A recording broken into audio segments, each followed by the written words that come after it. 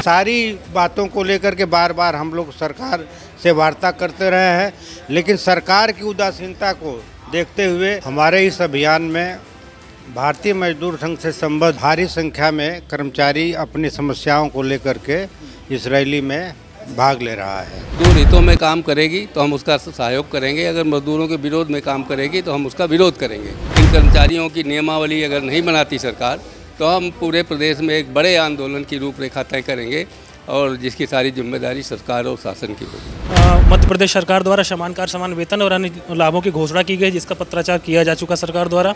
तो हम लोगों का यही प्रारंभिक मांग है कि समान कार्य समान वेतन उत्तर प्रदेश में लागू हो। माननीय मुख्यमंत्री जी से अवगत कराया था, एक बात उन्होंने स्वीकार की थी उस प्रतिनिधिमंडल के सामने, और इस नियमावली के बन जाने के बाद इनका जो उत्पीड़न और शोषण है वो समाप्त हो सकता है, ऐसा उन्होंने कहा भी था और स्वीकार भी किया था।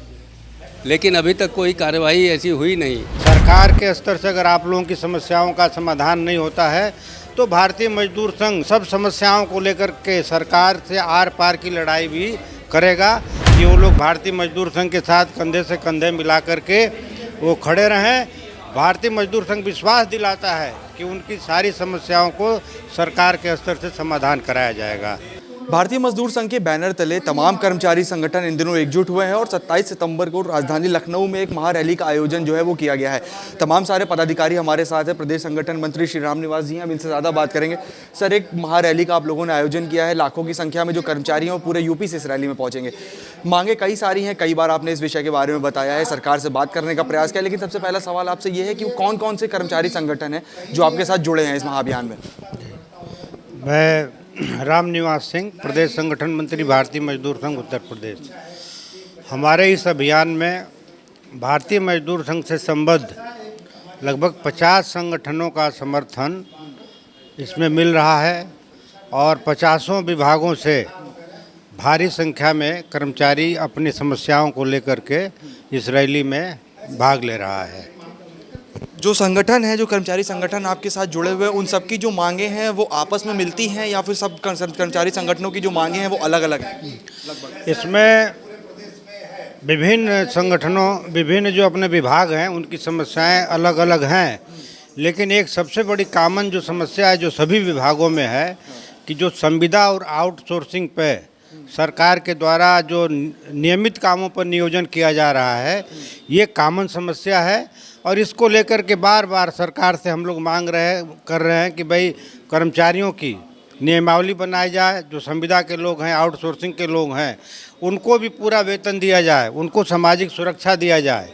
इन सारी बातों को लेकर के बार बार हम लोग सरकार से वार्ता करते रहे हैं, लेकिन सरकार की उदासीनता को देखते हुए आज पूरे प्रदेश का इन सभी विभागों के कर्मचारी भारी संख्या में आंदोलित हो गया है और 27 तारीख को इको गार्डन पार्क में लगभग 1 लाख की संख्या में हमारे संबद्ध सब विभागों के कर्मचारी रैली में भाग लेंगे। तो सर, लंबे समय से भारतीय मजदूर संघ जो है वो कर्मचारियों की समस्याओं को लेकर आवाज़ उठाता आया है। मौजूदा समय में भी आप लोगों ने प्रयास किया कि शांतिपूर्ण ढंग से ही वार्ता हो और सारी समस्याओं का समाधान निकल जाए, लेकिन एक बड़ी महारैली की आप लोगों को शुरुआत करनी पड़ रही है। क्या माना जाए, जब तक इन सारी समस्याओं का समाधान नहीं हो जाता है भारतीय मजदूर संघ पीछे हटने वाला नहीं है? भारतीय मजदूर संघ अपने प्रारंभ काल से ही मजदूरों के हित में काम करता रहा है। हम सरकार कोई भी आए, किसी भी दल की आए, लेकिन अगर मजदूर हितों में काम करेगी तो हम उसका सहयोग करेंगे, अगर मजदूरों के विरोध में काम करेगी तो हम उसका विरोध करेंगे।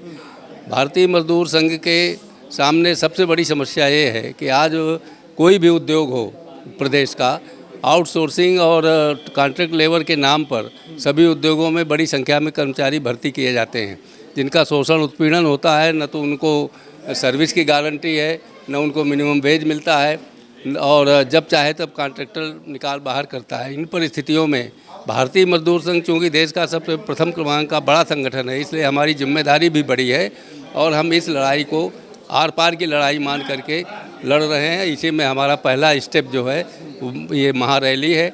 इसके बाद भी अगर सरकार नहीं चेती, नहीं कोई समाधान करती, इन कर्मचारियों की नियमावली अगर नहीं बनाती सरकार, तो हम पूरे प्रदेश में एक बड़े आंदोलन की रूपरेखा तय करेंगे और जिसकी सारी जिम्मेदारी सरकार और शासन की होगी। योगेश जी, एक बड़ी जिम्मेदारी थी आपके पास, इतने सारे, जैसा कि बताया कि 50 लगभग 50 से अधिक जो कर्मचारी संगठन है वो एकजुट हुए। एक बड़ी जिम्मेदारी थी आप लोगों के पास कि सारे कर्मचारी संगठनों को एकजुट करके एक बैनर के नीचे लाना।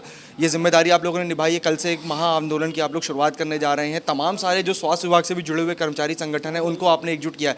क्या प्रमुख मांगे रहेंगे, क्या प्रमुख बिंदु रहेंगे? प्रमुख बिंदु तो भारतीय मजदूर संघ की तरफ से 21 सूत्रीय मांग जो है सारे विभागों से सामूहिक संकलन करके बनाया गया है। और रही बात स्वास्थ्य विभाग की, तो स्वास्थ्य विभाग में हमारा राष्ट्रीय स्वास्थ्य मिशन है, 108 102 एम्बुलेंस के कर्मचारी हैं, कोविड कर्मचारी हैं, आयुष्मान भारत के कर्मचारी हैं। इन सबको लेके हम लोगों की मांग है कि अभी मध्य प्रदेश में मध्य प्रदेश सरकार द्वारा समान कार्य समान वेतन और अन्य लाभों की घोषणा की गई, जिसका पत्राचार किया जा चुका सरकार द्वारा। तो हम लोगों का यही प्रारंभिक मांग है कि समान कार्य समान वेतन उत्तर प्रदेश में लागू हो और कोविड कर्मचारी जो हैं उनका समायोजन हो। जो कुछ हमारे एम्बुलेंस के कर्मचारी बाहर किए गए हैं उनको अंदर उनका समायोजन किया जाए विभाग में, और जो आयुष्मान के कर्मचारी हैं उनका एनएचएम में समायोजन करके उनको एनएचएम के लाभों को दिया जाए। मुख्य रूप से स्वास्थ्य विभाग की यही मांगे हैं। बाकी 21 सूत्रीय मांग में अन्य विभाग भी हैं जिनका मतलब जिनकी मांगों को लेकर आगे बढ़ा जा रहा है। कर्मचारियों की जो पीड़ा विभाग को, सरकार को समझनी चाहिए थी, वो आप लोगों ने समझ के उनको एकजुट करके उनकी लड़ाई को आगे बढ़ाया है। मौजूदा समय में लगातार आप लोग प्रयास कर रहे थे, क्या मुख्यमंत्री की ओर से या फिर किसी विभाग, किसी अधिकारी की ओर से आप लोगों को कोई आश्वासन अभी तक मिला है?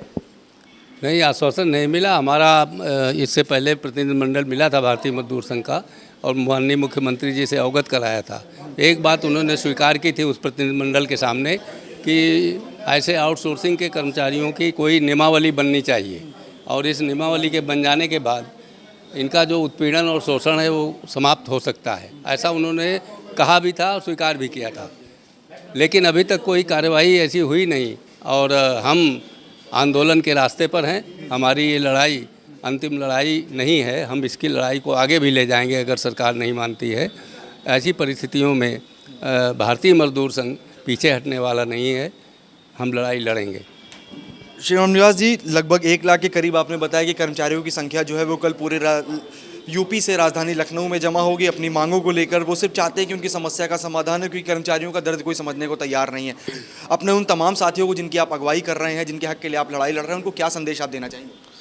भारतीय मजदूर संघ की ओर से हम सभी वर्ग के कर्मचारी, श्रमिक बंधु सबको संदेश देना चाहते हैं कि भारतीय मजदूर संघ आप लोगों की समस्याओं के साथ खड़ा है।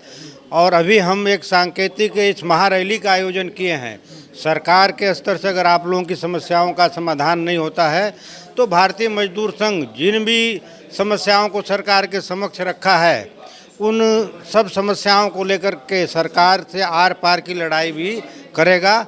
और सभी वर्गों को विश्वास दिलाना चाहते हैं, चाहे वो संगठित क्षेत्र के कर्मचारी हों या असंगठित क्षेत्र के कर्मचारी हों, उन सभी लोगों को भारतीय मजदूर संघ की तरफ से हम आश्वासन देना चाहते हैं कि वो लोग भारतीय मजदूर संघ के साथ कंधे से कंधे मिला करके वो खड़े रहें। भारतीय मजदूर संघ विश्वास दिलाता है कि उनकी सारी समस्याओं को सरकार के स्तर से समाधान कराया जाएगा। तो कुल मिला के भारतीय मजदूर संघ के तमाम पदाधिकारियों का साफ तौर से कहना है कि लड़ाई जो है वो उनके हक की है। अपने पीछे मैं तस्वीर आपको दिखाता हूँ राजधानी लखनऊ की भारतीय मजदूर संघ का कार्यालय, जहाँ पे कल की विशाल रैली को लेकर आगे की रणनीति तैयार की है। तमाम पदाधिकारी जो हैं भारतीय मजदूर संघ के पूरे यूपी से यहाँ पे एकत्र हुए। इसके साथ ही इन्होंने साफ तौर से बताया है कि एक बड़े महाआंदोलन की शुरुआत हो रही है। 50 से अधिक जो कर्मचारी संगठन है वो इन दिनों एकजुट हुए अपनी तमाम सारी समस्याओं को लेकर। पदाधिकारियों का साफ तौर से कहना है कि जब तक अब कर्मचारियों की समस्याओं का समाधान नहीं हो जाता या फिर इनको कोई ठोस आश्वासन नहीं मिलता, कर्मचारी पीछे हटने वाले नहीं है। विजन विवेक के साथ उमंग पांडे, टीवी लखनऊ।